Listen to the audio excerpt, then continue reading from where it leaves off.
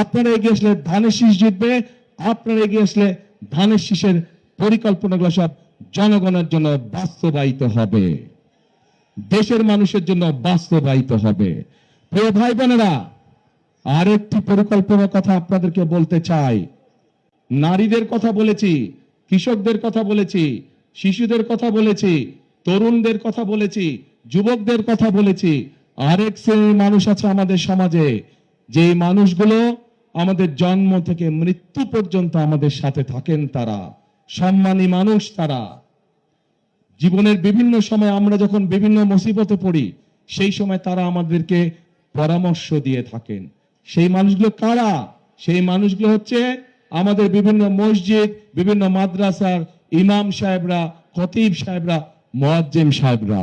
আমরা এই সম্মানী মানুষগুলোর জন্য ইনশাআল্লাহ বিএনপি সরকার গঠন করলে পর্যায়ক্রমিকভাবে সারা দেশে বিভিন্ন মসজিদ মাদ্রাসার ইমাম সাহেব, খতিব সাহেব যারা আছেন, মুয়াজ্জিম সাহেব আছেন, তাদেরকে আমরা সম্মানী দিতে চাই সরকারের পক্ষ থেকে, যাতে করে তারা সম্মানের সাথে জীবন যাপন করতে পারেন। শুধু তাই নয়, একই সাথে আমরা তাদেরকে বিভিন্ন রকম ট্রেনিং দিব, যাতে করে তারা ভালোভাবে জীবন যাপন করতে পারেন।